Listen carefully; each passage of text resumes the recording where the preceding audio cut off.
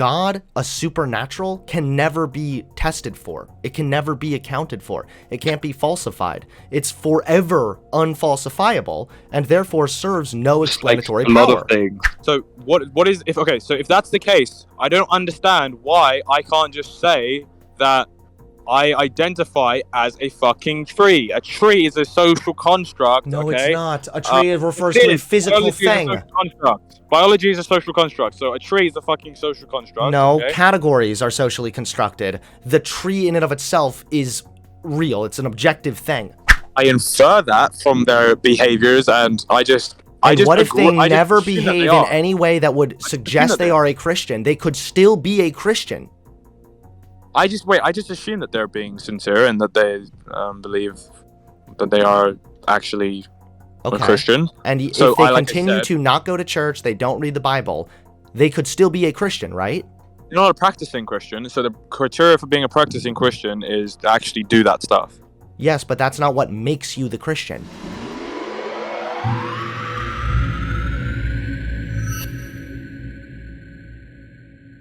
Yeah. Okay. Now I'm on the right phone now. Okay, cool. So I'll just give a quick summary.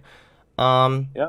You said you've debated chug logic, T-jump, ask yourself, destiny, rose wrist, and you are personally a Christian and a cultural conservative.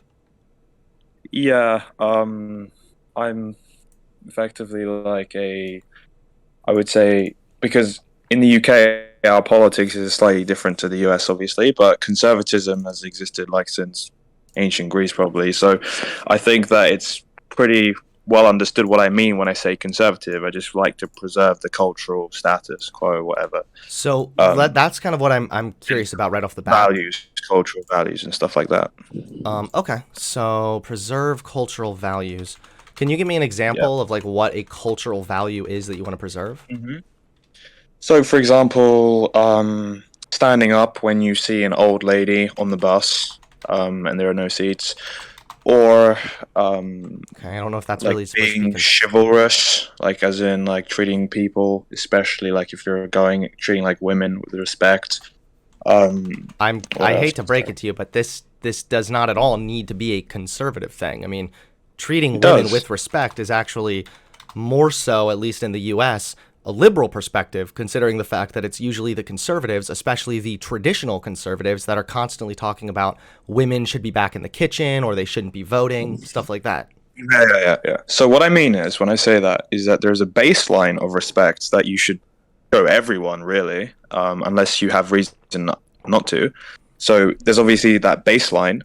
Now, if you just abolish the kind of expectations placed upon women as part of, gender, or the old gender construct, which I guess we're now changing, but the old gender construct was based off like sexual dimorphism and a bunch of other things which could be, attributed to male or female and those biological predispositions. But in any case, what I mean is it's an additional behavior or additional respect based on the fact that, women are women. For instance, if you're in an argument with a woman, you would not treat that woman like you would treat a man. Like, you would show some additional respect. That's called chivalry. Why would you, like, what do you mean different respect? Like, why wouldn't you be able to treat them the same? Oh, did he disconnect? Oh, hey, sorry, did you disconnect there? Yeah, sorry. Yeah, well, what do I mean different respect? I just mean that it's part of the tradition. Like, not tradition, but it's part of a, it's just a cultural kind of value. Like, you're just extending a higher level of, I mean, I can't explain why everything is in place. I can't explain it. There's not always a logical reason behind doing some kind of thing. Okay. But at the end of the day, it's part of what goes into the society. It's part of what makes your culture. Like, why do certain cultures do certain activities and things? It might seem meaningless, but it's been passed down from generations, and then it's just continued.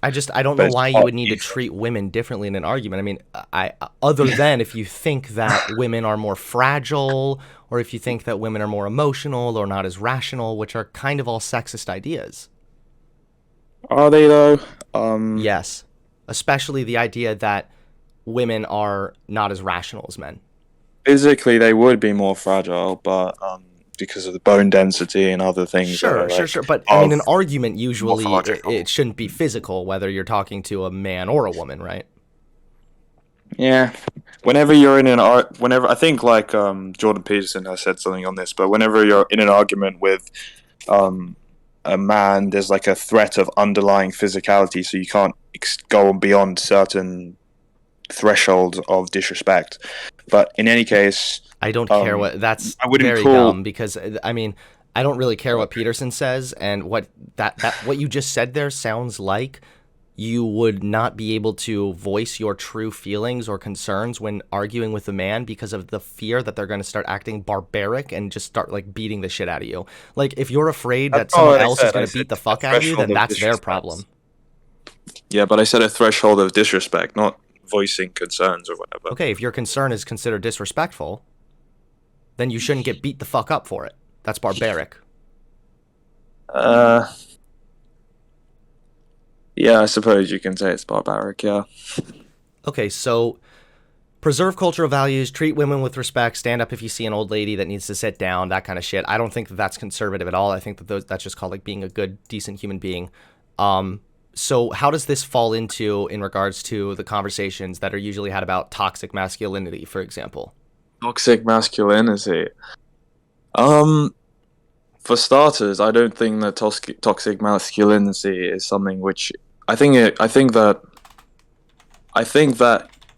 you have byproducts of masculinity which are going to be distasteful.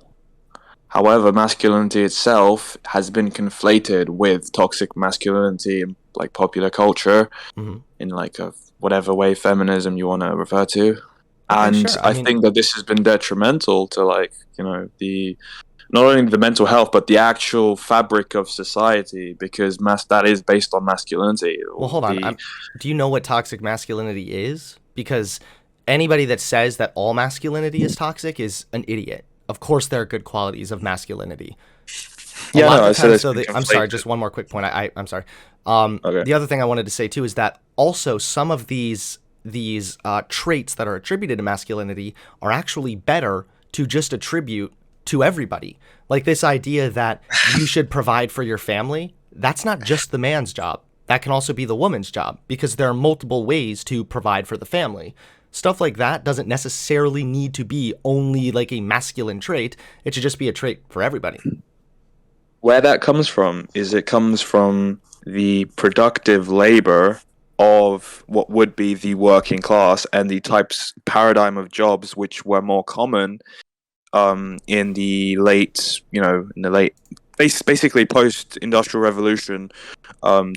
Types of jobs were heavily physical, and they were like you would be even if you were in the farm. Forget about industrialization. If you're in a farm, you would be doing lots of physical work as a farmer in the fields, etc. You would be doing a lot of things which would be physically demanding, and as a male, you are predisposed to, low androgens, high testosterone, which means you Well, have more I free agree test with all this, available but for well, hold on, wait. hypertrophy. I know, of Yeah, course, there are biological differences between males and females, of course.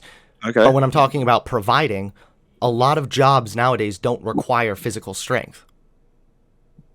exactly. That's why you have the ability to say, "Oh, I think that," to criticize this. But actually, in a lot of countries which aren't the U.S., not there aren't that many jobs which are like heavily intellectual, And which there's also women not that would are like prefer to heavily work. labor. There's not really, I mean, like construction work you have, which is I'm obviously talking. labor, but there's also a I'm good amount talking of about jobs that because of are their just lack not of even reliant access to. upon labor at all, right?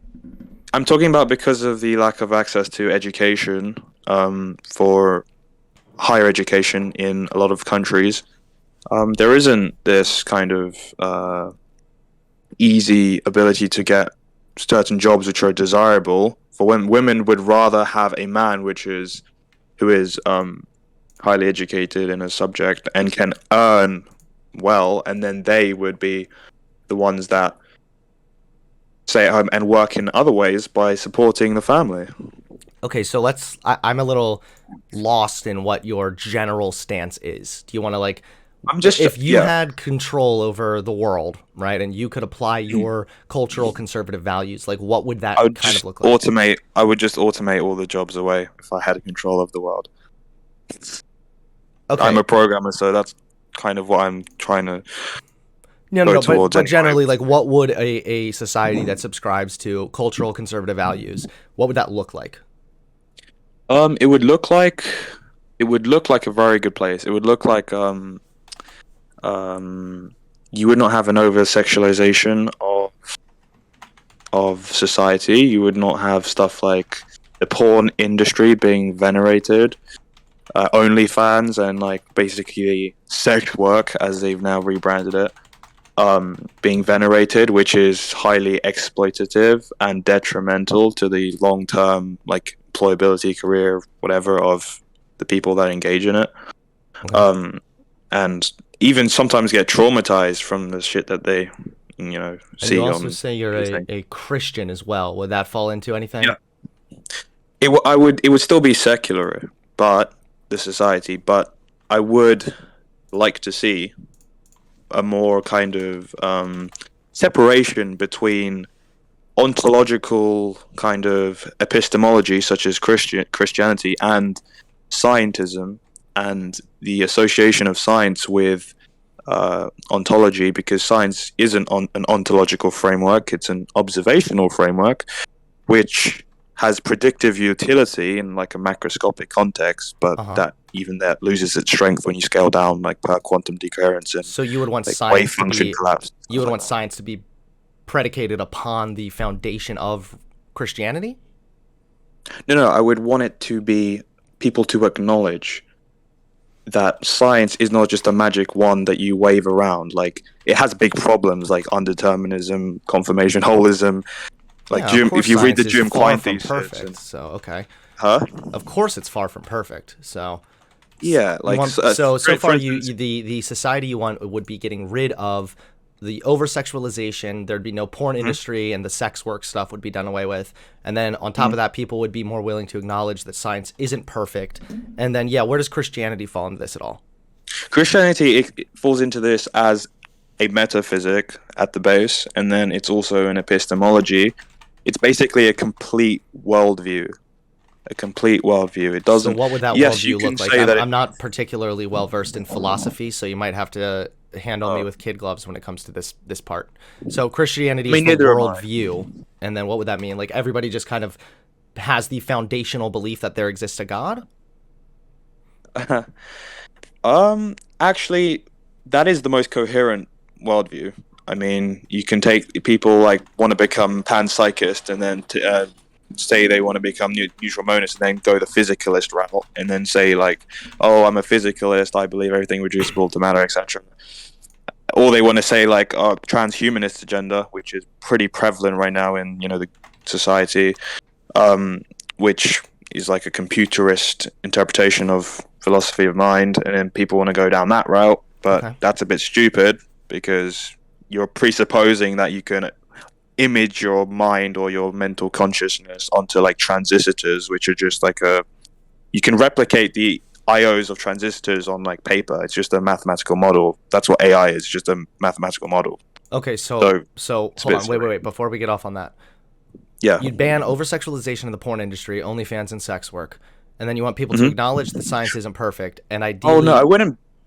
Sorry, I wouldn't ban it, but I would heavily like run propaganda against it, communist style. I would just run propaganda against it. okay, so discourage. You would Hmm. discourage the over sexualization, porn industry, OnlyFans, and sex work, and then you would want That's people to acknowledge that science isn't perfect, and ideally, everyone would believe there exists a God. or or if not, if they don't want to believe there exists a God, they have to concede that it's the only coherent worldview. Okay, I And in disagree that it's fact, the only coherent worldview. it is the only coherent worldview. I mean, um, How so? because, well, I'm a Vantillian presuppositionalist, so take I hold the view that in order to have coherence among diversity, you've got unless you have something that underlying that's external that coheres and gives um, gives form to the otherwise um, plurality of distinct material particulars, which is just this like amalgamation of amorphous, you know, Mm-hmm. particulars. You need something which coheres everything, and I would have to go into explaining my epistemology and a bunch of other things. But Well, I'll what do you tell you mean? what, What the do you mean? way Like that I it write. has to have this foundation? Do you mean like the laws of logic need to be built upon the belief in God? Because that sounds more like the Okay. Do you know transcendental what? I'll tell argument. you. I'll give you a actual hard empirical way to prove this. But what a worldview isn't something which you would just prove with a single like syllogism or proof or theorem, right? A Mm-hmm. worldview is something which is an aggregate of multiple different fields and areas of thought, schools of thought, and not schools of thought, but areas of inquiry. Okay. And it's supposed, if it's complete, it means that all of these different areas agree that this worldview is the ontological state of affairs. Right. That's So presuppositionalist, of course. Okay, I'm with you so yeah. far. So, but I can give you just for the sake of um, being succinct or whatever, I can give you a argument which basically is empirical, which states that if it's basically a modified Aristotelian argument for like a temporal contingency, well, not contemporal, but just a contingency argument, and basically what it states is, in layman's terms, is that um, everything is contingent Okay. on something. Um, if you have, according to like the laws of physics, everything is contingent on something, and you require something that's external and non-contingent, and this can't be a substance because, according to physics, substances are contingent. Um, you require something that's external, that's non-contingent. That's also not a substance. So, I guess you could argue a mind is a sufficient condition of that, and that is a sufficient condition of God. So that's necessarily the case. So why does everything when you say everything is contingent on something, are you referring to this as far as like logic and morality, or are you talking about the natural world? The natural world. So the way it's actually written is all concurrent contingent actuals were at one point externally actualized. This is referring to operationalized causality in physics, where I think it's the cause of an event must precede it in space-time, or would be in the previous past light cone in every rest frame according to all inertial observers or something like that. Okay, I think I'm And familiar with this. I think that the argument, sometimes to help me better understand, I repeat the argument. So tell me if I've got this correct. It sounds like what yeah, you're saying is that the natural world, the way it operates, it has to be contingent on something. Everything has to be contingent upon something else, because that's how things work in the current universe. And so that means then that the world or the universe in which we live would have to be contingent upon some kind of a mind that had the desire to create this world. yes, because you have something called an infinite regress of contingent pairs, and this regress is vicious, meaning that it entails or is derivable from that is a contradiction or metaphysical impossibility. And The thing is it's that a you're impossibility assuming, of though, that unactualized potential. the problem that I Huh? have here right away is that you're assuming that this had to be a mind that had wants and desires to create this, when that's not actually necessary at all. I didn't say As a that. I didn't say that. I said it's a sufficient condition of a mind, meaning it is. If you're familiar with the distinction between logical necessity and sufficiency, it's just sufficient, but but it it's doesn't not have to be a necessarily a mind. mind. Okay, so it's not Yeah, necessarily a that's right. mind. So still, we It's not a substance, so it's something it's something transcendental. Either way, something supernatural. Either way. Okay. Yeah, no, I is this like the cosmological argument? No. Okay. So if this was hingent or contingent upon a mind, then that's what I'm rejecting. I don't think that for the universe to begin, it had to be contingent upon a mind. There, as a programmer, I'm sure you're aware of multiple different computer softwares which have demonstrated how, by just adhering to pretty standard rules, it is able to create, and then eventually there's one software I heard about that is able to, based on certain rules, generate more and more creation until that software and that algorithm was able to sufficiently create a generator, which then was able to continue creating. And that software existed to actually demonstrate how things can, in fact, be created and come to exist without this mind or this want to create. Yeah, like cell replication, and then you have like quines in programming, which are self-replicating code. But that's not exactly that's contingent upon input. That is not spontaneous. The code wasn't just spontaneously written. It was written by some other mind, Well, or sure, written of course, by if you're gonna a if you're human gonna mind. step outside of the software, but the point of that isn't to talk about who coded it in the first place.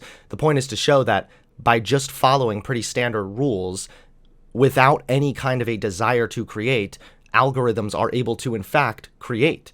So that's why I wonder why we need to just assume there is somehow a mind when I think the better answer, to be honest, is we don't know.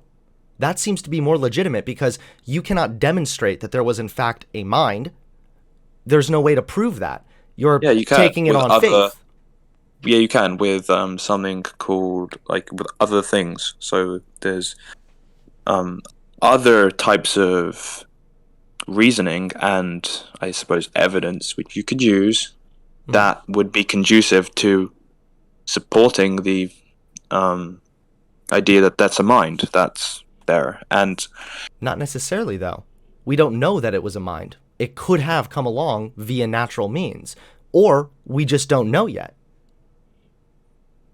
um, Like, I don't know why it it would couldn't have come have to along be by a mind. natural I don't know means why it would because have to be that's reliant upon a mind. it couldn't have come along by natural means because that would entail substances which have been excluded per the argument or per the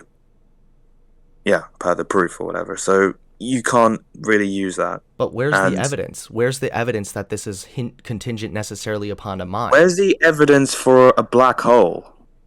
Have you observed a black hole empirically No, you don't need or to dark observe matter? it, but we have, in fact, seen to a degree how black holes operate. And based on the No, theory you in which haven't. we've created, we also have predictive power when it comes to black holes. You've observed the surrounding light in space time or some temporospatial realm, whatever you Yeah, want to but you don't even use. have that when it comes to a god. Yeah, you do. You have everything. God is what coheres everything. Like outside without God, everything just becomes incoherent. You're appealing to universal similarity, but uh, as a like if you're a physicalist, okay, you can't actually do that. That's the combination problem. In philosophy, you can't appeal to universal similarity. There are no universals. Wait, we actually have pictures of a black hole. We have pictures of the surrounding light because Uh, you can't actually physically see a black hole. There's no radiant photon energy. Or sorry, there are okay, but no come on. It's the best, particles that it's are a being emitted. visual demonstration of this phenomena. We don't even have that when it comes to God. We have these Yeah, sort we of do. We have God's philosophical natural syllogisms revelation. where you say it must be contingent upon a mind, even though we don't actually know that. So therefore, it must have been a God who's outside of time and space. None of this is known. This is just assuming. Perhaps there's a different explanation. The difference is I'm willing to say I don't know right now, and Mm. you're the one saying you do in fact know because you don't know. Yeah, because it's not just one thing. It's not just that. As I said, the worldview is not just predicated on that one proof. I just provided you with an empirical proof, which is which derives um, something which is a sufficient condition of a god. Like, for instance, if I was to, okay, let me try to help you understand where I'm coming from. If you asked me, let's just say you were a flat earther, right? And Mm-hmm. not a flat earther. Let's just say you believe that the sun didn't exist because you live in a cave your whole life, and you want me to prove to you that there's a sun. Okay, I can prove to you that using some kind of physics that there has to be some kind of force exertion on the planet or whatever, or that the sun is round. Okay, Mm-hmm. I can prove to you that the sun is round. But then I also need to prove to you. But all I've done is prove to you that the sun is round, and that there exists a round object. Okay, that's the Mm-hmm. Earth is orbiting. But I haven't proven to you that the sun weighs X amount, or that the sun is this hot, or that the sun is this color, or that the sun is all the other infinite attributes of it. Okay, I've only proven that one specific statement. That's how natural deduction works. It's Okay. very specific, and you have this is in science we call this a hypothesis bundle or auxiliary hypothesis, which all need to be true, the Jim Quine thesis for your theory or your whatever to be. That's a logical criterion. Mm-hmm. So, do you understand where I'm coming from? I can prove I to I you understand using your one proof. argument better now. I Yeah. understand that it sounds like what you're giving me right now is just the contingency argument for God. Yeah. So Well, it's a modified one, but why yeah. couldn't the universe just have existed in some form or another forever? Because I guess I can affirm that like the BGV theorem, which states that let me just read what the BGV theorem states, which is in science that there is a I think it's something to do with infinite universe in the past. BGV theorem. Well, the thing is that everything is contingent upon another thing within our cosmos, within our universe. Why does the Yeah, cosmos in and of itself need to then be contingent upon something? That's not necessary. that's funny. The cosmos itself, okay, Mm-hmm. um, even if it doesn't need to be contingent on something, that's not what I'm arguing. I'm not making a claim about something external to our universe. I'm making a claim about stuff within our universe, and Mm-hmm. as it happens, if any potential is actualized within our universe, that is within our universe. So it's not like you can have something external to our universe, which is then actualizing our universe. Our universe is the universe itself. Yes, outside of the universe, you can have something which is non-contingent. Right. Um, Okay. in physics, but I've argued that that can't be a substance because then it violates Why couldn't it be a physics, substance basically. again? That violates. What was your It reason for can't why it be a can't be a substance. substance? It can't be a substance. The thing that which is terminates the infinite regress of unactualized potential. I don't know if infinite regress is necessarily that much of a problem. Didn't Hume touch on this? Um, I'm pretty sure Hume brought Hume? up how infinite regress doesn't necessarily need to be a problem. It's also a lot of the times posited as infinite regress. It is therefore illogical completely when that's not It even is a true. No, problem that's not true. because There's a lot of debate yeah, yeah, about yeah. this. I understand. I'll explain to you why it's a problem. It's not a problem because there are lots of infinite regresses, I suppose, which like you have a epistemic regress, you have other types of regress, like you can have mathematical regress, which is just a divergent series or a countably infinite series, which like such as naturals, for instance. Mm-hmm. However, what I'm saying is that it is vicious, meaning it's non-benign, so it results in a contradiction. Contradiction is that uh, It's X not has been necessarily actualized a when contradiction. That's that why I is. just brought up what Hume said. Hume mentioned how it's not actually a I know contradiction. It doesn't need to be. you hold the view that it's not a contradiction. I'm telling you why it is. No. But I I hold an literally even I wrote a broader view. proof. I'm I wrote an asking why existence you theorem on think this. that the cosmos must be contingent upon something to begin with. Why couldn't the Yeah. cosmos just be eternal? Yeah, I wrote an existence theorem on this with like using set theory to show that it actually is a contradiction. But I can explain it in layman's terms. If you have a domino, right, you have a stack of dominoes, and then you find one stack, you just find one domino in the middle, and that domino has pushed over the domino in front of it. Mm-hmm. That event is prerequisited or preconditioned. Prerequisite is not a word, but that event is preconditioned by the domino behind it having hit it. Okay, so that event You're can't just missing happen my point entirely. spontaneously. Yes, I know. These are all applicable within our current universe. But what Hmm. says that the cosmos entirely must also be contingent upon something? These are the laws that exist within our world, within our Okay, and universe. I can The apply the cosmos same logic outside, then. why couldn't it just be eternal and exist Brilliant. forever? So, okay, brilliant. So if you're saying completely that nothing causality, because if you're saying that it's okay for everything to be like whatever outside the universe, I can just say like, yeah, okay, well, why then do you believe? Why then are you so? Um, you can't make any claims about God doesn't exist because it violates whatever, I don't need to. like, You're positing or the like, positive belief that there does exist yeah, a God because somehow everything, even outside of our universe, must be contingent upon something else. And I'm asking why that's the case. that's We not only know what that my things are claim is. contingent upon other things within our current universe. Why couldn't the cosmos Yeah. entirely just exist forever? No, so it's a sufficient condition, but the cosmos entirely, yeah, that probably could just exist forever. But I'm referring to our universe. There has to be something external to it, Yeah, but which why does that need to be a God? We know, for example, that the Big Bang happened. because well, it's not a substance, so that's one thing. That's one reason it could be a god. So because if it's a mind, then if it's not a Why substance, does it then it's need a to be a mind. mind? Um, because that's the only thing we know that we can't really say here is a substance. Why couldn't it be a substance? Why couldn't it be a substance? Oh, because substances don't aren't non-contingent. They can't actualize. Substances can't actualize potential. They just um yeah. Substances can't actualize potential without themselves being like actualized. With They them can't. having the desire to create?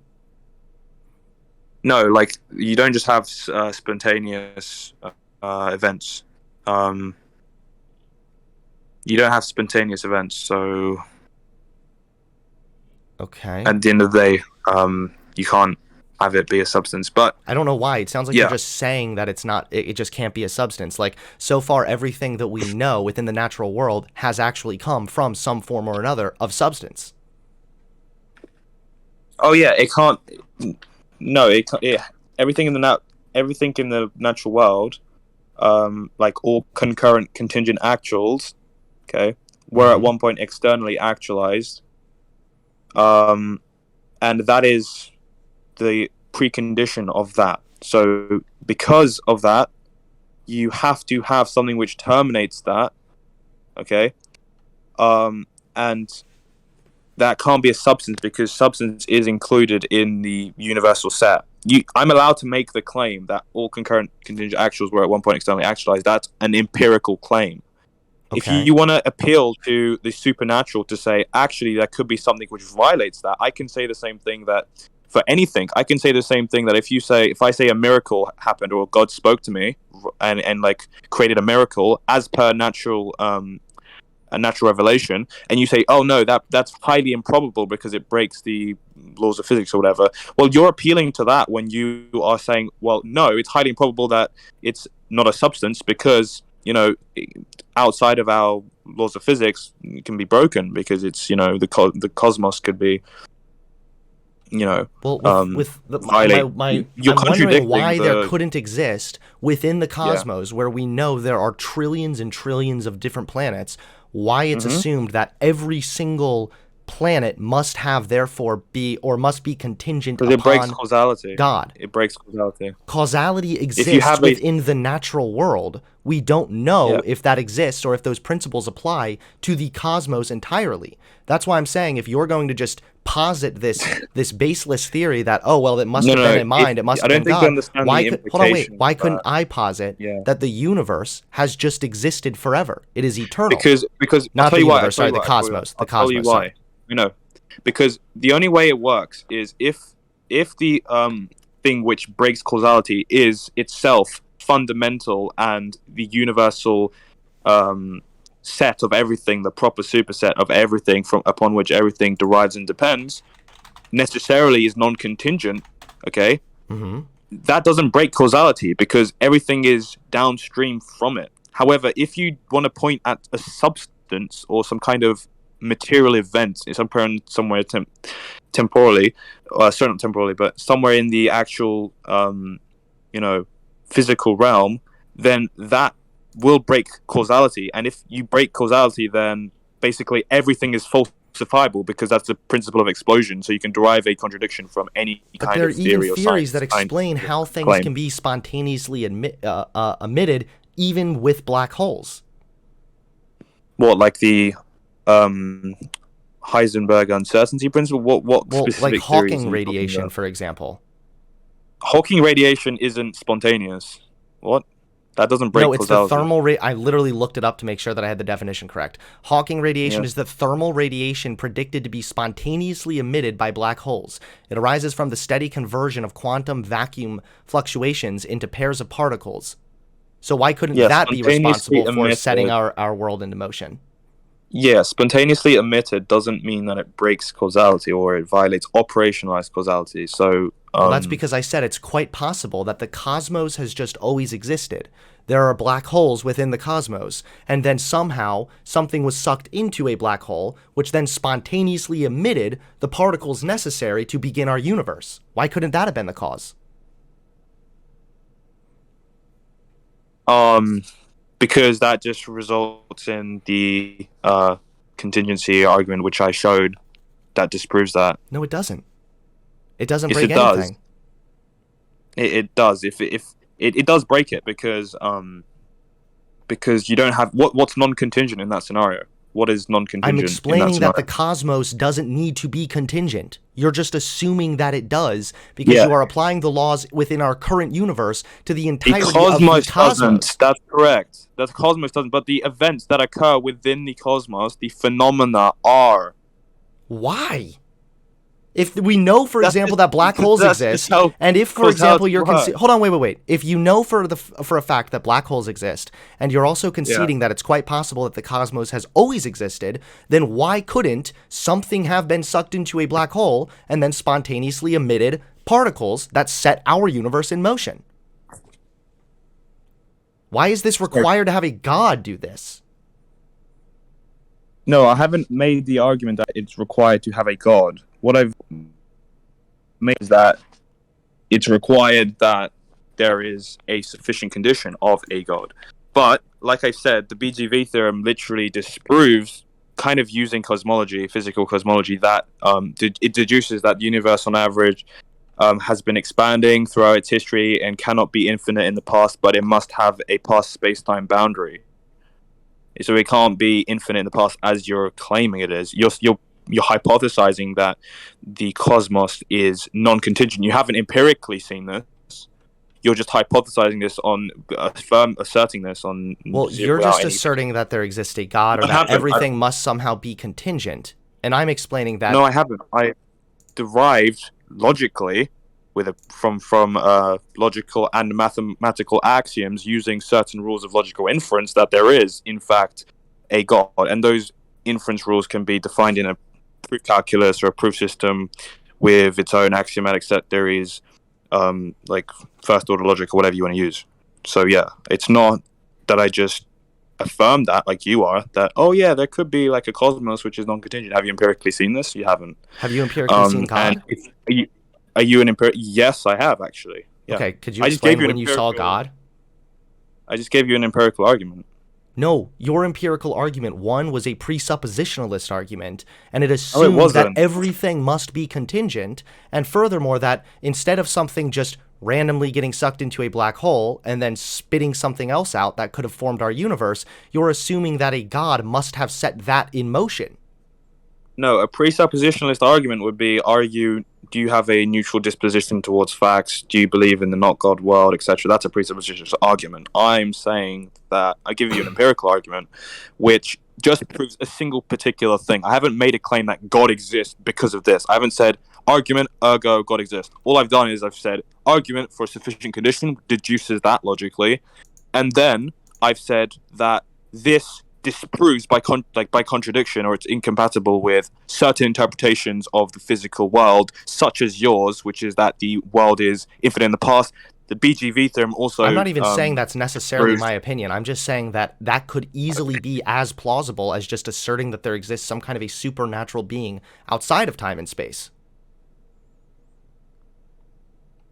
There is something which is supernatural outside of time and space, which we've already concluded. Whether that's a being, that is supernatural outside of time and space.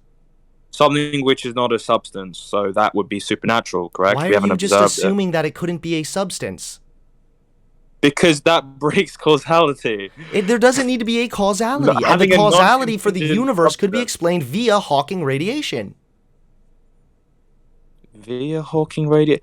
I think you're taking a little bit of knowledge that you have and you're just blowing it up to something it's not. How does Hawking radiation disprove causality? Because you realize that would disprove whatever hypothesis were used to derive that. Because everything comes into question if you break causality, including whatever you use to derive that thing. I'm saying to break the causality, as far as the universe, could have been via Hawking radiation, which resulted in certain particles mixing together, which then could have led to the Big Bang, which set things in motion, and the universe put the universe where it is today. Yeah, is Hawking radiation been empirically shown to be non-contingent on anything? It hasn't been. We haven't observed. Wait! Oh my God! Did we or did we not already agree that the cosmos alone, in its entirety, can be non-contingent? Yes or no? Because you already agreed to this a second ago.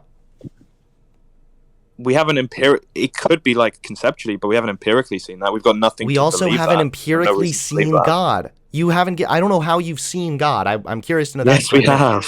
Okay, God is literally everything. God is what coheres everything from a epistemological sense.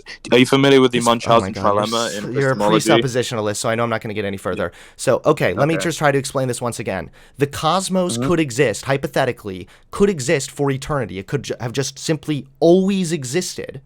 And not according to the BGV theorem. And then, within the cosmos, there exist black holes, and then applying the theory of Hawking radiation, it is possible that chemicals, substance, particles could have been pulled into the black hole and then shot out on the other side, which then spontaneously creates new particles that could have, again, hypothetically, led to the Big Bang, which led to where we are now. And my contingency proof disproves that. What contingency proof? Are you saying that something must have set something into the black hole? The existence theorem that I wrote for an external non-contingent actualizer disproves that. By proof by contradiction. So it shows that it's a metaphysical impossibility to have any kind of substance which is non-contingent, be just self-actualizing. That's wrong. Completely. Things that are based on substance can already be self-actualizing. Unless I'm misunderstanding, wouldn't this apply to evolution? No, because nothing in evolution is self-actualizing. Neither is Hawking radiation. I'm waiting for you to show me why Hawking radiation is self-actualizing, because that's what your thing hinges on. Okay, so self-actualizing is the argument essentially that it needs to have been set in motion by a mind. Yeah. And we already know that things can come into existence without a mind. We already know this. Like evolution, for example. Nothing comes into existence. Everything... Energy doesn't. This is thermodynamics. Energy doesn't really. I think it's energy or matter isn't destroyed really. It's just, or I guess it can be destroyed, but nothing really just comes into existence. If you're talking about chemical reactions and if you're talking about in a closed system, you're not going to lose matter. Matter in a closed system isn't just going to be lost. I'm confused as to again. I'm not super educated on this. I recognize that I'm sure some of the stuff that I've said here is incorrect or whatever. But all I'm saying is you are just presupposing that this must have been done by some kind of a self-actualization when that's not necessarily true. If, for example, are you an agnostic? Hold on. Are you agnostic? Hold on, please. If, for example, we know that the Hawking radiation has been tested to a degree to be spontaneously emitted by black holes and produce new particles, or at least send new particles to a different location within the cosmos, then that is something that could happen without self-actualization. When it comes to the Big Bang, that is something that could have absolutely happened without self-actualization. And then finally, hold on, wait, stop. Okay. And then finally, when it comes to evolution, the way in which species have evolved, that all took place without self-actualization. No, what? I agree. On the last part, okay, about evolution, it's completely irrelevant, okay? Now, the theory of evolution is highly contentious, but whatever, I'll just grant you that. But what I'm going to say is, okay, you are presupposing something in the actual argument, okay, for Hawking radiation, which is that Hawking radiation is itself the non-contingent substance, and that hasn't been empirically shown. Okay, that's why I'm just saying it's just a presupposition. But oh my God. Okay, maybe How I'm have wrong you about this. empirically shown God? I haven't yet. Okay, but Hawking radiation has still been able to be tested to a degree. It's true that we've never actually sat down and watched this thing happen, but it's also been studied for decades now, since the 1970s. So it's not as if this is just like, I have a random idea that maybe this happened. I would assume that there has to be some level of predictive power or abilities coming from this. Okay, do black holes exist in the cosmos? Do black holes exist within the cosmos? Yeah. Okay, so is it possible that some amount of chemicals or particles were pulled into a black hole, which then set things into motion via the Big Bang? Pulled into a black hole. Unless the black holes have always existed, which they haven't always existed, according to science, so that's disproven. If you want to say the cosmos has always existed, meaning absent of black holes, whatever created our universe, whatever is outside of that, has always existed. Or couldn't the cosmos have just simply always existed? And also, just to be clear, because I'm clearing this up for chat, I'm not saying black holes create things. It's actually debated on whether or not information is even lost within black holes. Usually it's pulled in and then it's spit out on the other end, and that's where we get into the Hawking radiation, the spontaneously emitted particles, which I think could be an explanation as to why the Big Bang then took place. Yeah, but I've already stated why that's not the case. You have. Are you agnostic for this? You just keep saying self-actualization. Yes, because I'm referring to operationalized causality upon which everything is predicated. If you state that the the cosmos is non-contingent, that means it's always existed. Okay, or either that, or it's always existed. Okay, or you're trying to state that black holes have always existed, but how do black holes actually come about? What's incepting them? How are they not incepting them? How are they incepted? Like, sure. What's actually? And I recognize that there are still flaws with my argument also, because you're right. To a degree, I am presupposing that maybe black holes have just been here among the cosmos. The problem, though, is that I'm comfortable saying, I don't know. I don't know how everything here got started. But what I am not comfortable saying is that because I don't know, I'm just going to assume that there must exist a God, which is what you're doing. Absolutely not. I'm not just saying based on this sole argument or this sole theorem, whatever, that God exists. I'm saying that this is strong evidence that something supernatural was actually the cause that terminates these regresses, vicious regresses. That's an even worse explanation, because we only have mechanisms right now for testing within the natural world. So you even asserting that there is a supernatural explanation is completely unfalsifiable and is therefore essentially useless. It gives us no explanatory power. No, I agree that it's not useless because it's conducive to my worldview, which has other kinds of evidence and proofs and things which are what make it complete. Now, falsifiability is the logical criterion of science. Yes, was replaced with verifiability. However, that's just a problem within science. That's not a problem. Science isn't the only way that we kind of obtain information. The scientific method doesn't prove the scientific method. There isn't like a fossil that says the scientific method is true. I know it's not. We just the reason it's pragmatism. It's pragmatism which says the scientific method is true or is good. It's reliable because it has predictive power. Yeah. But what other mechanism what other mechanism can we use to arrive to rational conclusions? Logic. Modal logic. You can use other types of inquiry, such as like, I guess, cosmological type of, well, basically just empiricism. You can use empiricism. You can use Wait, I thought empiricism theology. is in fact a form of the Can use scientific theology. method, isn't it? Doesn't the scientific method give us a level of empiricism?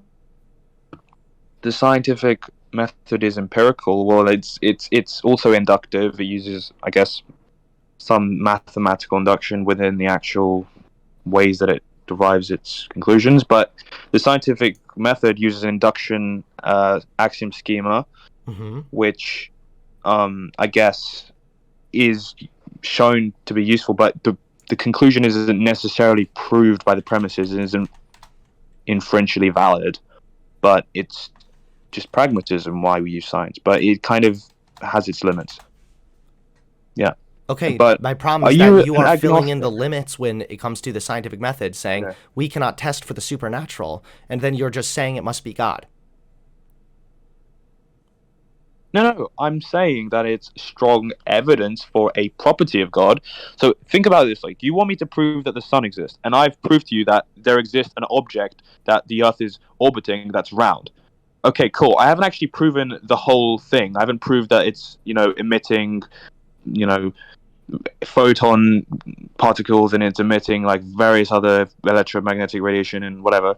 I haven't proven that. I haven't proven how much it weighs. I haven't proven specifically, that it's yellow. I haven't proven all this, but I've just proven the specific thing, which is that an object that's round is being orbited by the Earth. That's analogous to what's going on here right now. Now, if you want me to go on other things to prove the other properties of God, i.e. the sun in the analogy, I can do that. But I don't know why you keep saying that I haven't proven God. I agree. Because the things that I'm claiming, like as far as like black holes, for example, are things that at least we can test for or experiment for or even witness in some cases. God, a supernatural, can never be tested for. It can never be accounted for. It can't be falsified. It's forever unfalsifiable and therefore serves no explanatory power.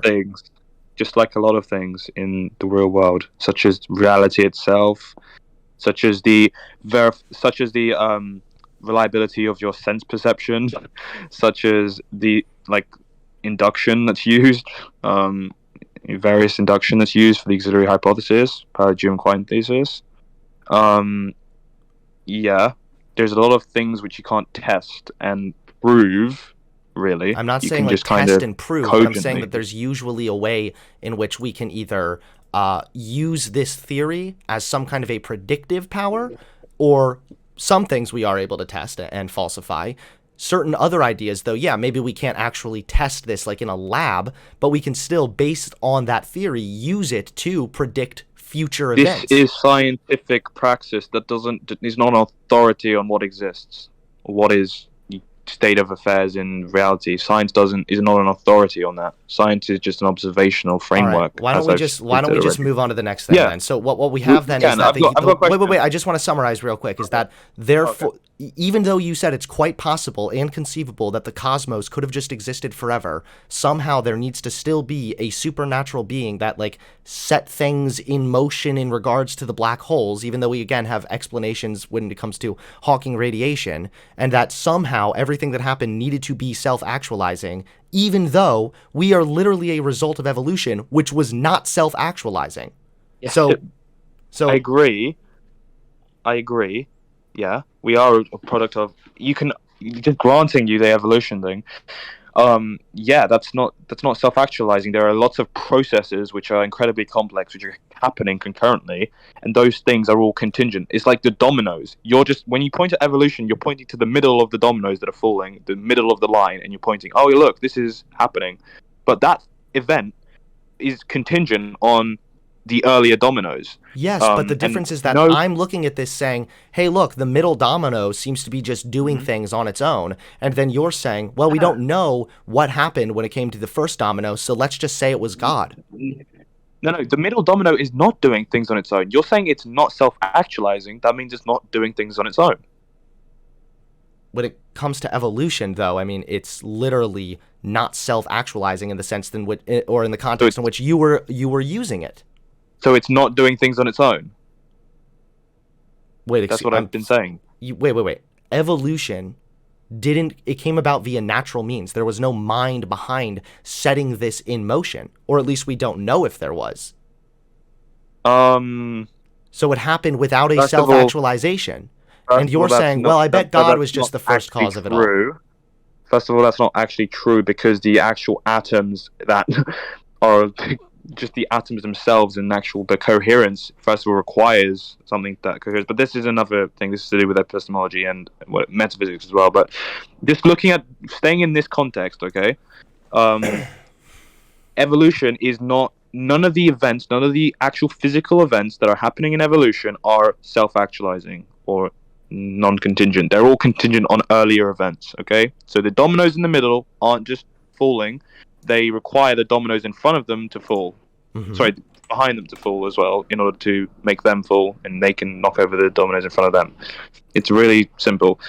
But I've got, if you want, we can move on to another subject. Yes, let's move on to the different subject. But first, I just want to say the last thing. You're right. Let me grant this to you, that if you are right in saying that, because I understand that evolution does not explain the origin of life, right? So I understand that there are still significant gaps in our knowledge. The problem is that I am okay saying, I don't know, but you are asserting that it must just be a God, which is unfalsifiable. So that's my problem at the end of the day. No, I'm asserting that it must be a specific, sufficient condition of a God, which is deduced, it's inferred. Sorry, not inferred. You can infer that it's a God from that, which is something I've done, but I've actually derived that it must be a sufficient condition of a God. So the sufficient condition part is just proven. Now, the God part is just inferred, which you could ask me, why have I inferred that? What reason do I have to believe that it's a God? And I can provide you with the ancillary proofs and reasoning and rationale that led me to that conclusion. Okay. That's fine. Okay. It just sounds like what you're saying is that it requires some kind of self-actualization, even though, whether or not you're correct there, you're assuming that must be a God. And I'm explaining how there seems to be plenty of other theories as to how it seems as though things can happen randomly and spontaneously, which can set other things in motion. You're right, or you might be right, when it comes to causality. You're not right when you're assuming the first cause must have just been God. Yeah, I agree though. That's true. Okay, so why don't we move on to something else then? Yeah, I have a question. So, I've asked this in your community. You have a pretty good community. I've been to other communities and they're not good. But I asked this, and they're good in terms. Your community is good in terms of people actually know stuff, they're good faith or whatever, and they actually provide informative information about stuff. And that's good, someone's trying to learn something, because from a conservative perspective, right, a lot of the stuff that prompted me to research stuff on, for instance, trans issues or whatever, and various other, political progressive things which progressives advocate for. The thing that really prompted me to research this was getting destroyed in just debates and getting talked down to by leftists who actually knew a lot more than me at the time, because I was 16 or 17, whatever, and they knew a lot more. They were much more educated than me, but they weren't really being informative when they were debating me or whatever. They were just Well, do you want to talk about trans issues? Yeah, I've got a question. So let's talk about trans issues, and then we'll wrap up the combo from there. Cool. So I have I've researched this a lot, so don't worry. I'm not gonna give you there's a trans woman. Well, I'm pretty well versed and I know a lot about this stuff. Okay. But I just have a question. Do you think that the gender constructs are the same in every country? Like the social expectations and whatnot? Yeah, like the gender construct. No. Do you think each country has? Okay. Because the thing is, like, if I was to go to, but I think our gender construct would say that if I was to go to like an African country, for instance, or Mm-hmm. some country, not just I'm half African, but some country where they have tribes, right? Mm-hmm. Um, and I was to say, oh look, there's a adult male member of a tribe, I would call that person tribesman, right? Okay. Yeah, like I would call them a tribesman because they're an adult male and they're a Sure. I member mean, of a tribe. yeah, but colloquially we use male and man interchangeably. But if you were to go over there, you Mm-hmm. might see somebody with a penis, which is male, but the gendered expectations and gender roles that are placed on that individual because they have a penis can very well be significantly different than here in the West. I see. Yeah, that's very true. Um, so when, but the thing is that I'm trying to understand, someone as a trans woman, that is something which is biological, right? Because it's a phenomenal brain state, right? This is what I've been told. Trans women? Because yeah, like it's a phenomenal brain state which separates them from like something else. Like if society didn't exist, trans women would still like you would still be have trans women, wouldn't you? Or like think about it like this. Think I'm about it not like sure. this. That's actually a really good question, and I don't know exactly. So it's true that Like we do have evidence that shows that mm, the way that brain processes work when it comes to estrogen receptors can in fact have something to do, like a strong component with influencing whether or not somebody is trans. But I mm-hmm. would be willing to bet that it's because of that brain setup, which is why they then have the internal perception of themselves that they do. The thing that's really complicated is there's like, and this I recognize is complicated because I've kind of grappled with this myself. It's like gender in and of itself is socially constructed, but that social construct still influences how you perceive yourself. So you can have an internal experience of yourself in regards to gender, while gender is also fluctuating and changing because it is ultimately societally created. Sort of like a good example I like to bring up is like ancient Greek or Greece or whatever, wherever they used to do gladiator fights. At that time, you might have a self-perception that you are a sports fan, and your internal self-perception of yourself being a sports fan is derived from the societal setup and standard of what it means to be a sports fan and what it means to enjoy sports. So your internal perception at that time might be, I am somebody that likes to watch two men fight to the death. And that influences your internal perception as well, even though what it means to be a sports fan, quote unquote, is entirely socially constructed. Yeah, I agree. So that's like a instantiation of an abstract category, whatever. However, um, the thing is that I'm just my understanding of gender is that gender is just well, historically, or in terms of Western gender construct, it was um, historically it's just a categorization of behaviors and some arguably arbitrary expectations, but most expectations downstream from sexual dimorphism, as in if someone is like has an X, like if someone's chromosomally, not chromosomally, but if someone there are different sex Biologically. models. If someone's a male, right? So Mm-hmm. you would use in sex determination humans, you would use Tetris determining region Y protein or SRY gene. Also gonadal sex,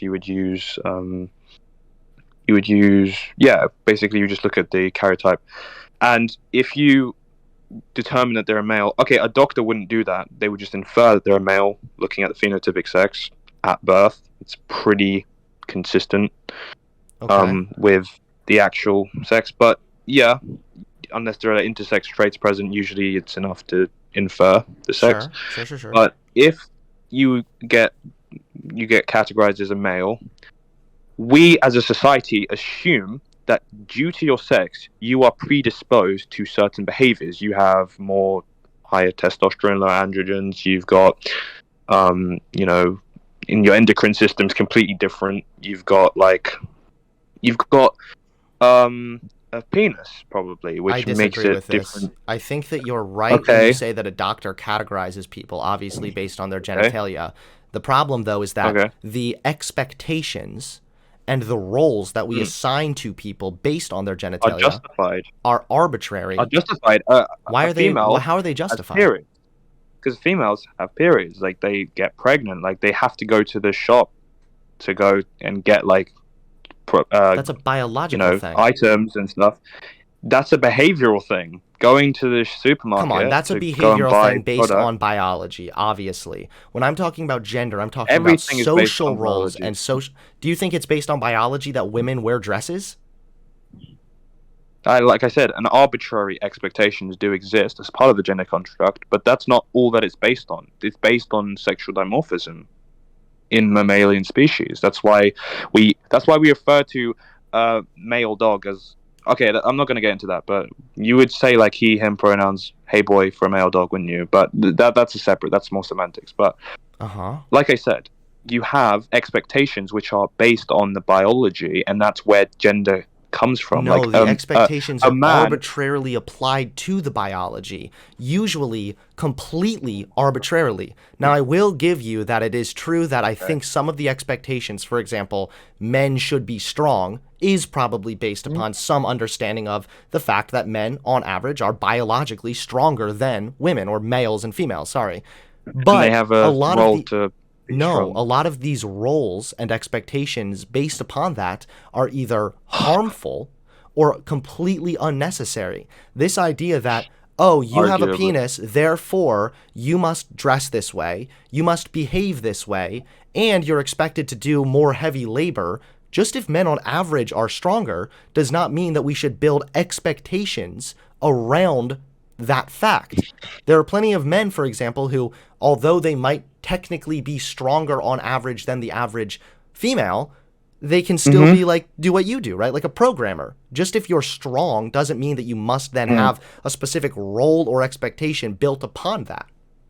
You should, because the reason why is that as a result of your place in society, the societies to this, the way we didn't just wake up one day as a Homo sapiens and just have this society that you have right now.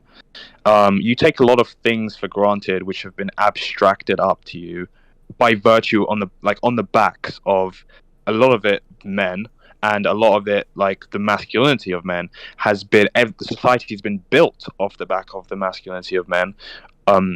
Actually, on top of that, and a lot of the problems that you kind of have in nature have been abstracted for you, and you don't really have to deal with them. That's why if you go to like poorer countries, like Andrew Tate says, if you go to poorer countries, he's a meme. But if you go to poorer countries, everyone just reverts back to their gender roles, which is like men do more of them. This doesn't matter at all. Yeah. Again, just if there exist Of course it gender matters. roles, then it doesn't mean that gender in and of itself is not also a form of identity which influences your internal perception of yourself. This is a no-brainer. This is like, for example, you could go and say, hey, how come a bunch of people who are starving in sub-Sahara Africa don't seem to be dealing with anxiety and depression? Because it's a known fact that when you're busy fighting for fucking survival, then obviously you're not going to be dealing with other sort of issues like anxiety or depression.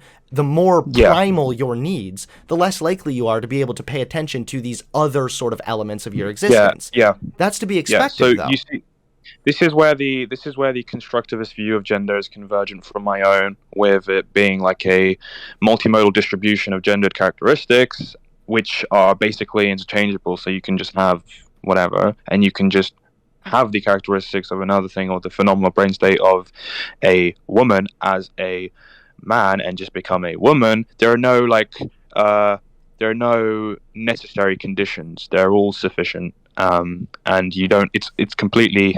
There are no binary necessary conditions. You're going to need to explain this again because I'm not understanding what you mean. It sounds like what you're saying is there's no one standard by which we judge whether or not somebody's a man. Yeah.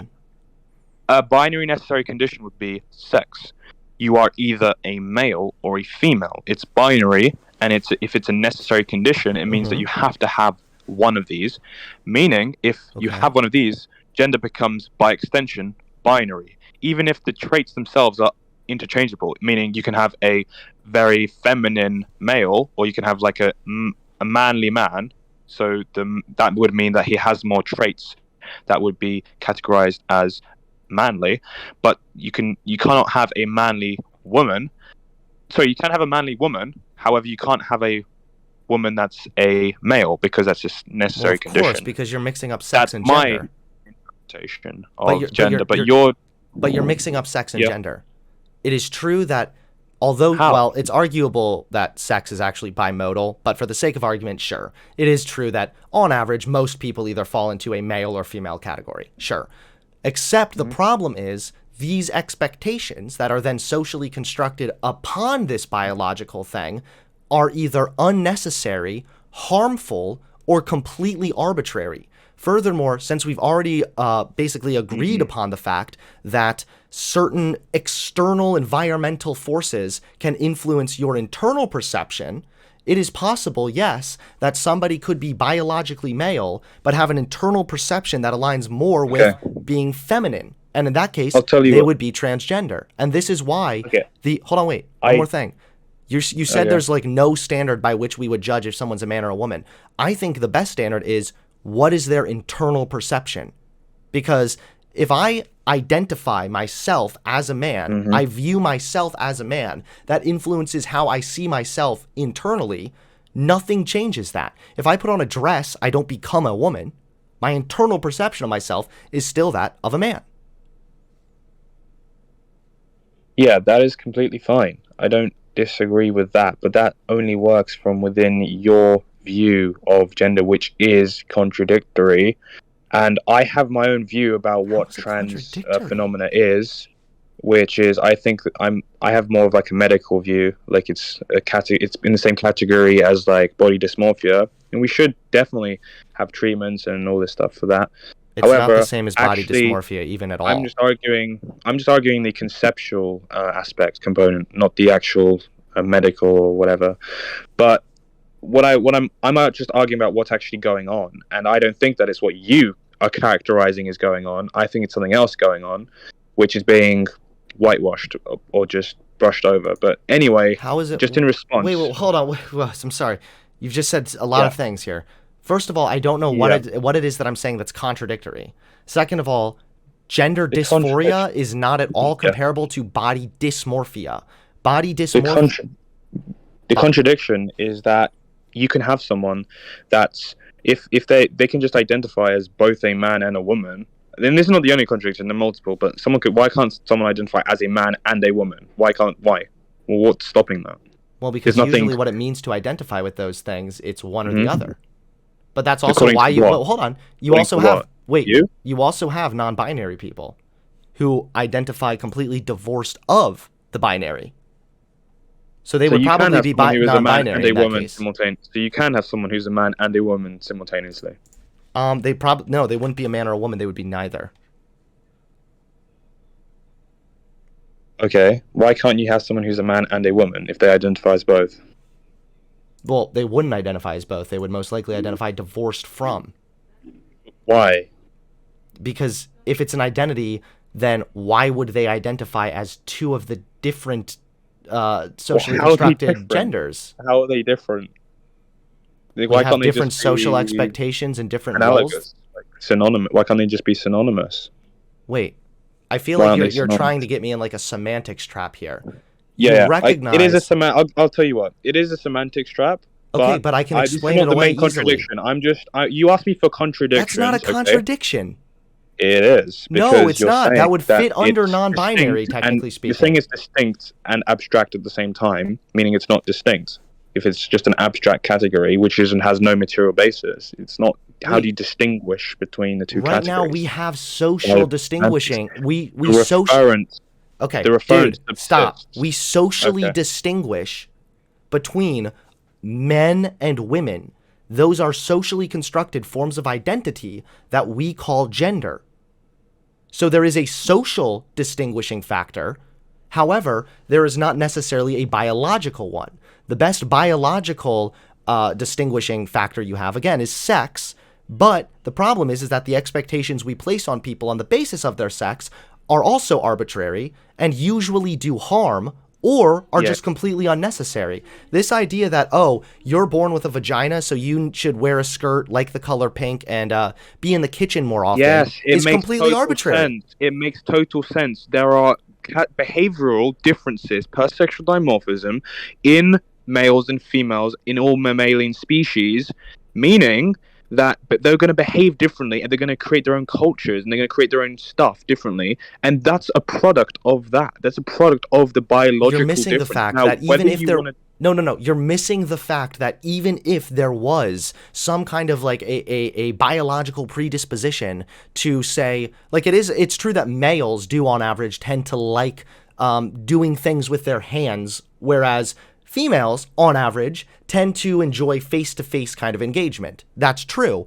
However, what is the wrong approach is then building up social expectations that are placed on people on the basis of that fact. That would be like saying, hey, well, males usually on average like to do things with their hands, so you're a man, so you should be an engineer. You're a female, so you shouldn't be an engineer. This kind of shit is unnecessary. Yeah, I agree. But that's not arguing the gender construct. That's arguing about specific arbitrary expectations, arguably arbitrary, within or downstream from the gender construct or within the gender construct. But that's not actually arguing the gender construct itself. You're trying to say that the gender construct doesn't exist and that there are no expectations that you can have based on the gender. Of course there are social expectations on the basis of gender. Just because some are arbitrary doesn't mean that some aren't actually valid expectations, such as, women get pregnant. So that's a biological woman, come on. That is a biological explanation. That is not a social one. Yeah, but a social expectation would be, hey, you're a male, so you need to be strong, dominant, authoritative, and you need to be a behavioral. You need to be much more control in your emotions. You shouldn't cry. Don't show weakness. That's like a social expectation. Okay, yeah, and I'm saying if it's based on biology, okay, it's still a gendered expectation. Okay? It's not based on biology. The idea that men shouldn't cry is not based on biology. Not a gendered expectation. Is men not stronger? Not a gendered expectation. Men being stronger than women. Biology. Yeah, it's based on biology and it's a gendered expectation. Okay, I already conceded that. Okay. You can have both if you want, like you can have both, but I'm talking about the social elements. That's also a social element. Because they're stronger, you would expect them to do different social tasks. No, that's the problem right there. Yes. Is just if males on average are stronger than females, it doesn't mean that we should then enforce some kind of an expectation that they must be stronger. Enforcing it is something else. Enforcing it is another question. You said expectation. That means you expect them to do this thing. There is an element of force there. Yes, by their own volition. By their own volition. I'm not forcing them to do anything. Okay. By virtue of the fact that they're stronger, they have their own volition. They will choose to do different things differently. That's not necessarily true. And even if they do, then good for them. I want people to have the freedom to choose what they want to do, regardless of societal expectations. Just if males on average are stronger than females. Wait. If you concede that, then you understand that is the gender construct that I understand, and that is the gender construct which you are trying to eliminate. Okay, just by saying that because there's some arbitrary... I'm not trying to necessarily eliminate anything. I'm trying to explain that there are some biological factors that can influence the expectation, sure, but most of the expectations that are placed on males and females are completely arbitrary, useless, or actually harmful. I agree. A lot of them are. I agree. Okay. However, what I will say is that this doesn't lend anything to the idea that you can just become a different gender, actually, like literally and materially become a different gender, because without not all of those. Wait. Destroying the gender. Men in a gendered expectation way, men on average are stronger than women. Does that mean that if you are not stronger than women, that you are not a man? Absolutely not. It's a sufficient condition. So it doesn't mean that you are not a man, correct? It's a sufficient condition. What do you mean by that? Meaning that you can have it, and that makes you a man, or more manly, but you don't have to have it in order to be a man. So you can have Okay, something that's so more someone manly. could, technically speaking, be biologically female and have an internal perception that aligns more with masculinity, and so they Yeah, you could have decide a to man identify female. as a man, and even if they aren't as strong as the average man, doesn't mean that they are not, in fact, a man. They don't have the necessary condition of being a male. What If is you the don't have, you necessary eliminate the necessary condition? condition. Because if you eliminate that, then people can just identify as being. It breaks the whole thing. If someone has one characteristic of a man and one characteristic of a woman, does that just make them man and woman? Or if No, they because have we don't do it based on biology. It's based on their internal perception. so it's based on also it's the necessary condition is the brain state. Okay, then I've got a question for you then. If it just comes down to the necessary condition, as in the determining factor, because something has to determine if you're in X category or Y category. You can't just have like nothing determining whether you're in X category or Y category. So if what it comes down to is the brain state, okay, I've got a question. Like, what could you tell me like the difference between a fully effeminate, like homosexual male, like presenting feminine, and a trans woman? Like, One could would you? have a self-perception of themselves that differs. How so? If you had a Doesn't highly everyone effeminate have? man Doesn't, and you ask doesn't them, everyone? "Are you a man?" and they said, "Yes, I just like to be highly effeminate," and then you walked up to a trans woman and said, Yeah. "Are you a man?" and they would say, "No, I'm a woman. That's what my internal perception is." This is why I say it's all hinged upon the Yeah, internal but then perception. that just doesn't isn't clear. What is the? I didn't ask you what they would identify themselves as, because if I It's ask their you what is a internal woman, perception that you holds couldn't the even tell weight. me what is a woman. If I ask you what a woman is, you couldn't even tell me That's what a not woman true at is. all. I'm A not woman is asking wait, you. wait, wait, shut up. A woman is someone whose internal Okay. perception aligns with what we culturally recognize as being feminine or that of a feminine gender. So did women exist 10,000 years ago when the culture was different? Yes, but they had an internal perception that aligned at the time with the cultural views of femininity. If I go to a tribe which doesn't even have a gender construct or anything that's remotely resembles our gender construct, do I just suddenly stop becoming a man? No, Why is because a if you went tribe? to a Why do we put tribe, you would have tribes already in? had an internal perception that aligns with whatever cultural norms applied in your civilization before going to that tribe. Yeah, but if I live in their civilization, am I no longer a man in their civilization? Like, do I just stop becoming a man? Do I just become like a fucking humanoid? No, you Or what would still happens? have an internal perception of yourself, and there are always going to exist gendered expectations and gender norms. So this idea that there even exists some tribe that's completely genderless is bullshit. That doesn't even make sense.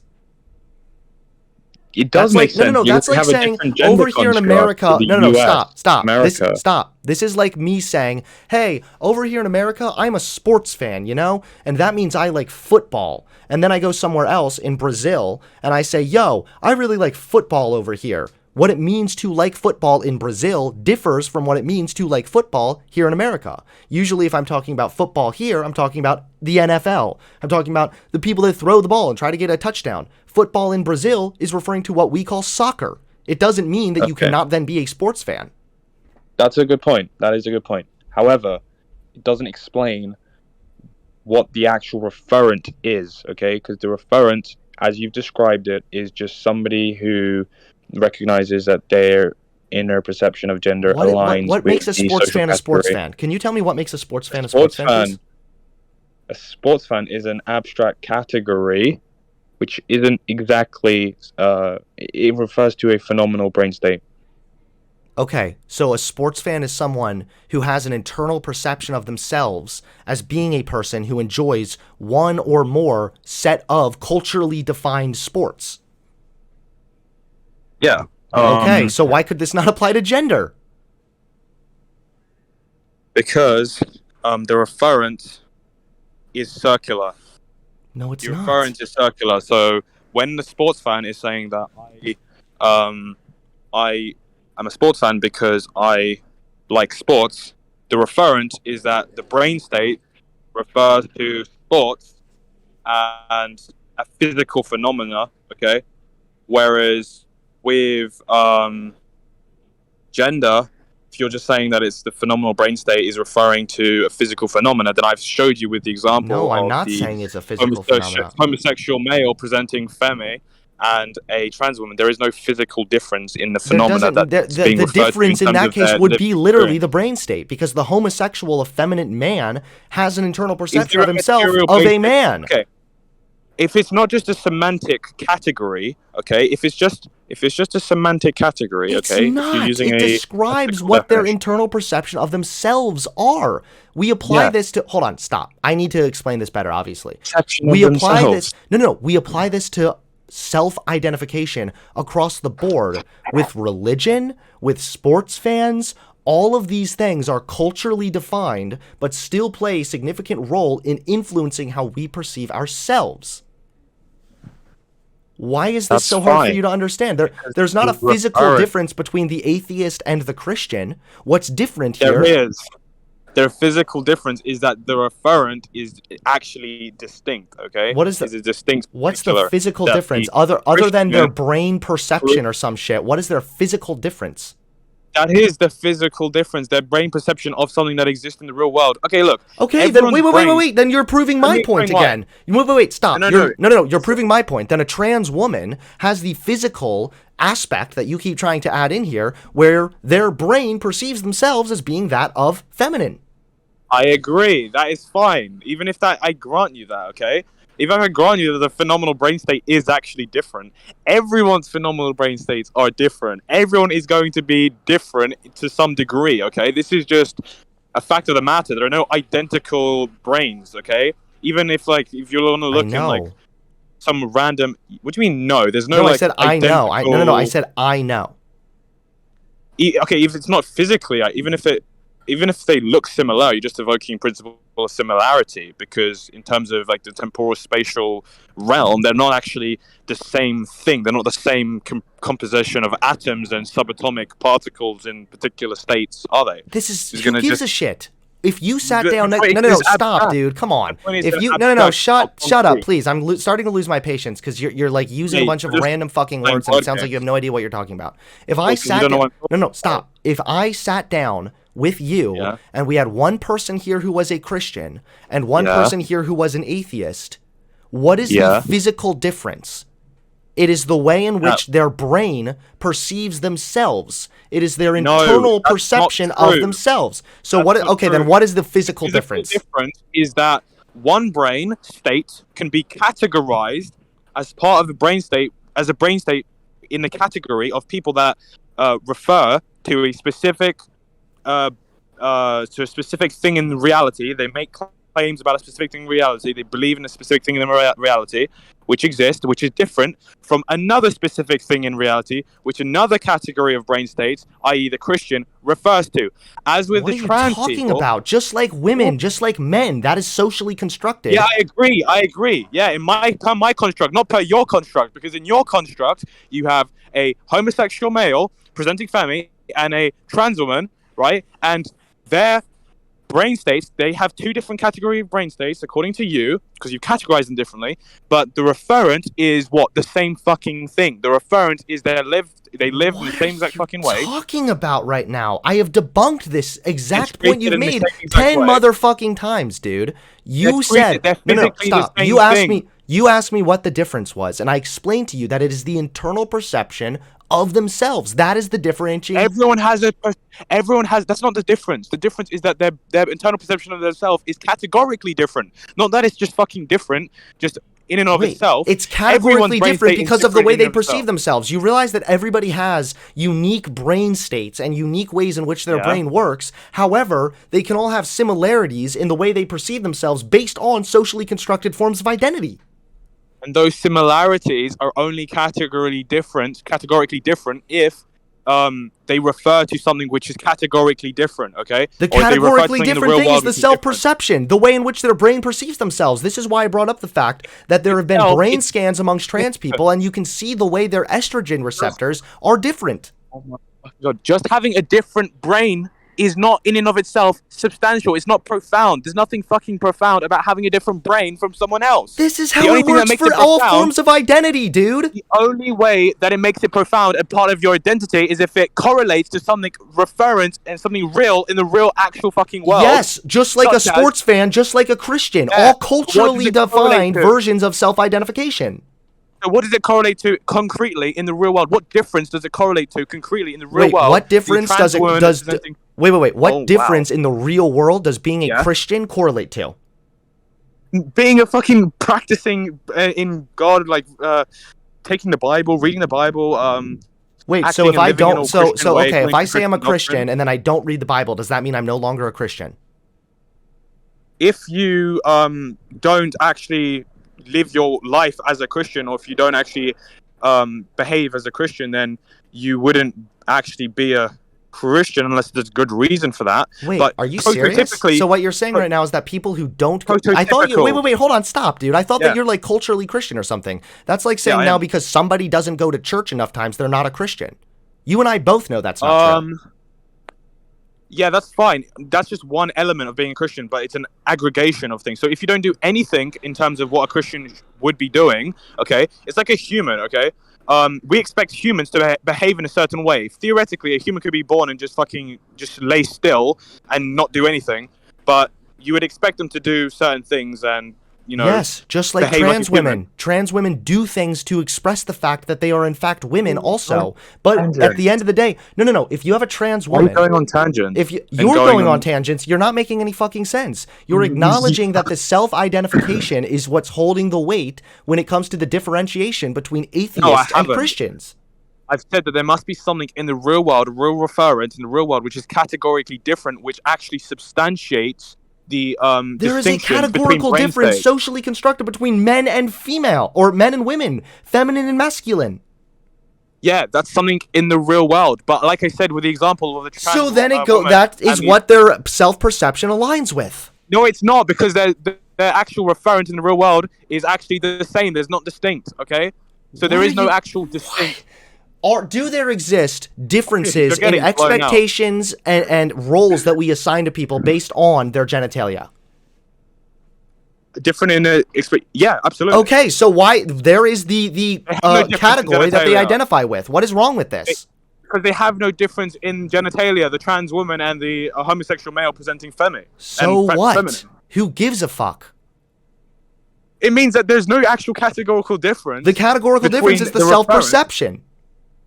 Yes, but that by itself, as I've said, is just a brain state. And brain states being different by themselves is not profound. It's not substantive enough to create a fucking category around it. Because everyone's brain states are different. No, you're literally floundering right now, dude. This is like saying it's not profound, the difference in the people who think that they're sports fans and the people who don't. So what? Absolutely not. The internal perception can still differ, and that differentiation is what distinguishes someone who is a sports fan from someone who is not a sports fan.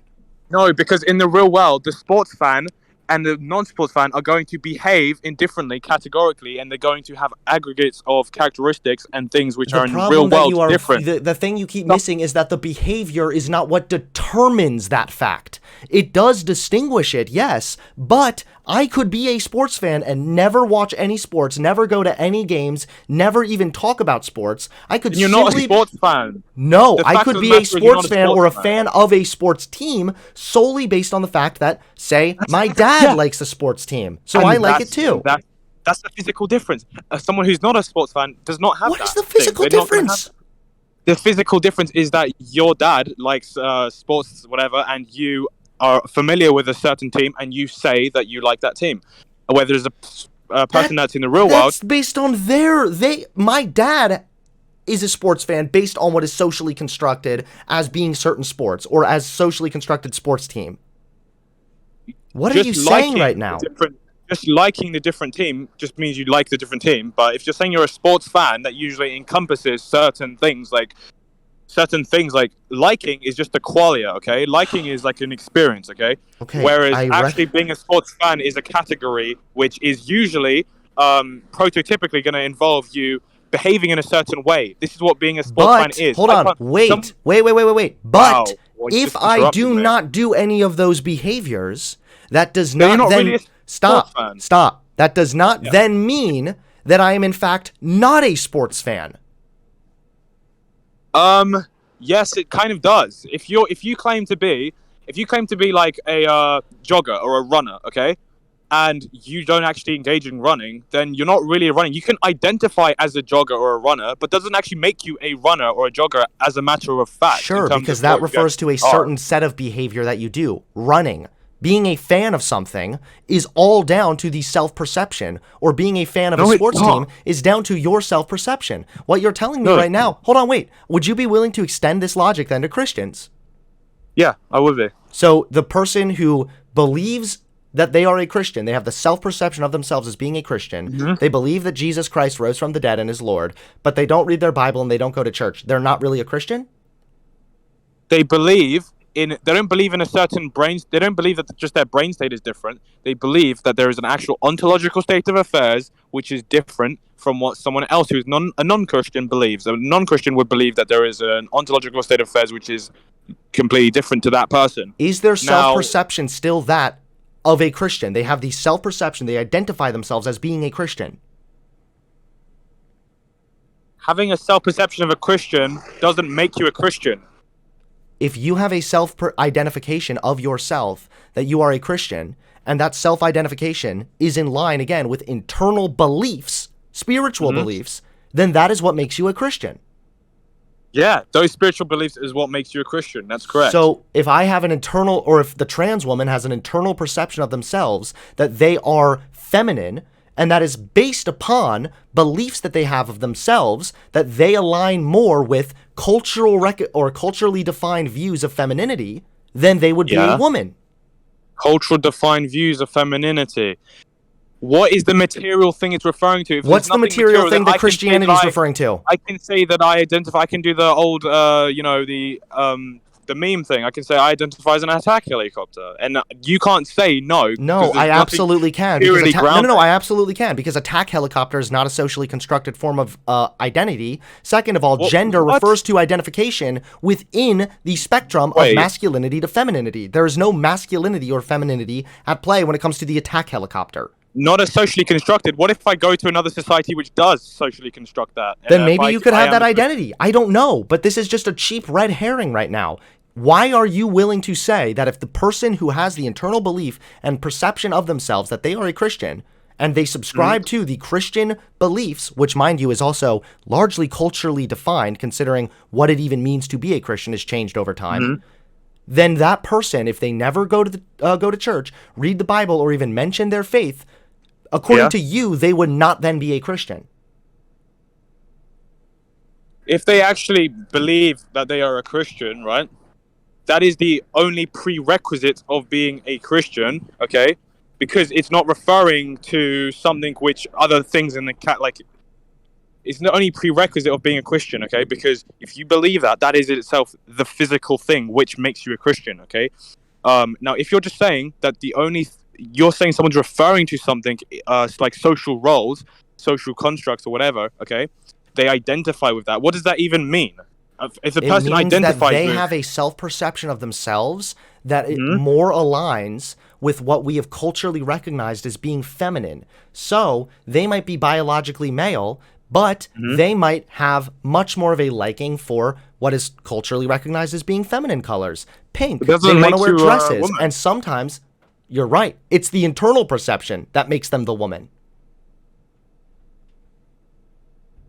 Yes. If that's the case. That's why a woman, a cis woman, can go home, take off her dress and her makeup, and she is still a woman. Her internal perception and identification of herself is that of a woman. Okay. Now, so if that's the case, I don't understand why I can't just say that I identify as a fucking tree. A tree is a social construct. No, it's not. A tree refers to a physical thing. Biology is a social construct, so a tree is a fucking social construct. No, categories are socially constructed. The tree in and of itself is real. It's an objective thing. That's arguable. You don't actually know that for certain. Yeah, we know. We know as much as possible. For as much as our abilities allow, we know that trees are objective. objectively, you're not observing the tree because that's scientifically not possible. Because light What do you think scatters I know? electromagnetic What do you think radiation that? Wait. travels What do you think that objective even means? It means the that it frequency continues to of exist without human intervention, perception, or human interaction. Trees exist with or referring to without something- humans. something which is referring to something which is true, absent of human bias or any Yes. kind of. So a tree exists regardless of human perception. Therefore, it is objective.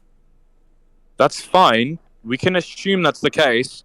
However, you can. What is objective about fucking gender? You're just gonna say there's something objective about it, okay? And all you said No, is gender objective is is just subjective. abstract. The only thing objective about it is the actual abstract category. Then I can refer to the same thing of like saying, yeah, well, anyone can just be like a man and a woman at the same time because it's just an abstract thing which is not actually materially impossible. Do they actually have an internal perception of themselves as being both a man and a woman? That's not usually very common. Yeah. If it did, then maybe they would be non-binary. How could you say? How are you? What basis are you saying this on? You're just affirming that. Wait, what basis? How do you know that somebody is sincere when they tell you they are a Christian? I infer that from their behaviors, and What if they never assume that behave they in are. any way that would suggest they are a Christian? They could still be a Christian. I just assume that they're being sincere and that they believe that they are actually a Christian. And So if they like I continue said- to not go to church, they don't read the Bible, they could still be a Christian, right? You're not a practicing Christian, so the criteria for being a practicing Christian is to actually do that stuff. Yes, but that's not what makes you the Christian. Wait, because there's someone in chat who constantly is telling me that that person wouldn't be a Christian either. I hope that while you think about it, I will respond to the person in chat who's already bitten the bullet and said that makes them not a Christian. Congratulations, dickhead, for unironically being a false Christian right now, because Christianity, the core of that theology, is the fact that no works will get us to heaven. No works can make us saved. So whether you go to church all day, every day, you could be not a Christian and go to church all day, every day, and you could be a sincere Christian and never go to church. That's a reformist view, but it's not all Christian, not all not subsets, but not all denominations believe that. But in any case, I don't care what denominations believe that or not. That is a theological fact in Christianity. Unless now, wait, then why did Jesus die for our sins if we could hypothetically get our way into heaven?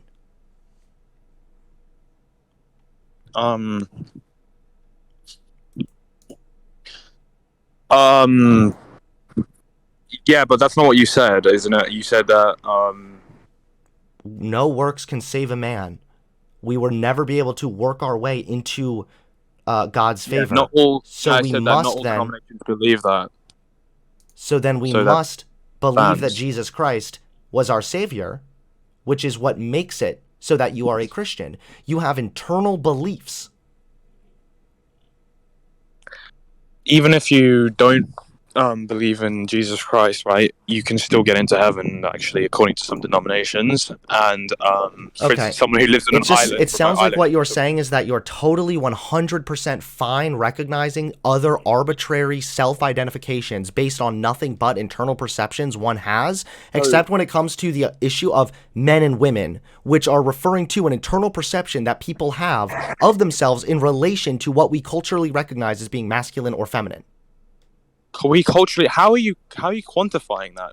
Culturally recognized as being masculine or feminine, and someone's referring to themselves as a man based on some abstract category, not based on something material. It doesn't have to be material, just like there's an abstract category that makes somebody a Christian, according to you. If someone covers their ears and their eyes their entire life, doesn't communicate with anyone in society, they're not a man or a woman. They're just a fucking They could actually be genderless. Yes, that actually hypothetically could be possible. Sure.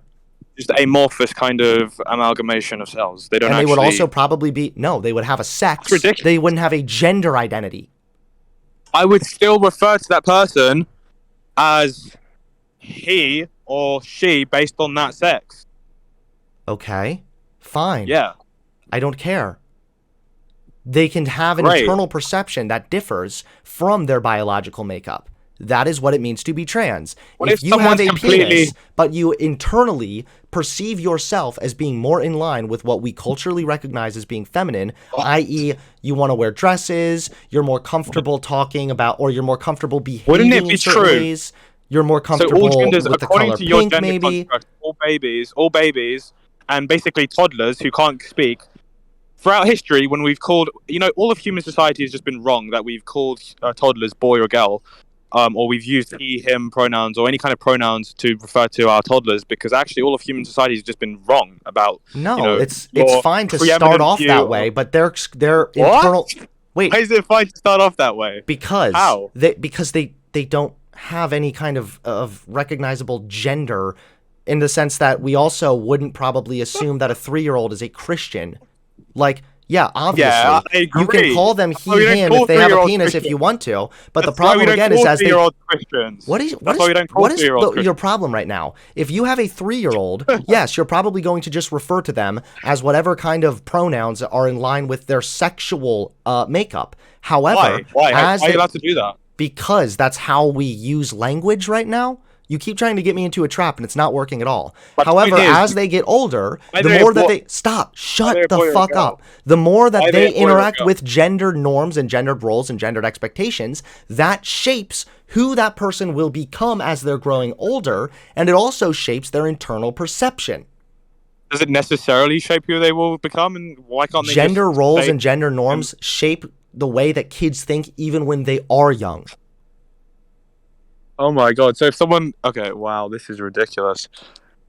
So as someone grows up, what point does it just suddenly change where we can suddenly have to, like, what point does it suddenly change where they can no longer be referred to as a boy? No. 'Cause we This refer is to, like, why a we say toddler as a most boy. people are cis, which means they just have a gender identification Yeah. that aligns with their biology as well. That's Okay. why we say that most people are cis. Odds are they would be cis as Okay. well.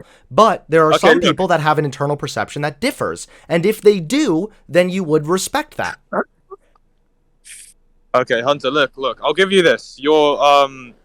It's very tenable. Like your view on this is very tenable. Like, you've done well to argue your point. I still have a lot of contentions, but I'll just grant that, yeah, I wasn't able to, like, beat you in the debate or show that your position is contradiction. How you have got a I don't think it contradiction is in a your view. contradiction. That's the thing. Is I don't think at the end of the day there is a contradiction.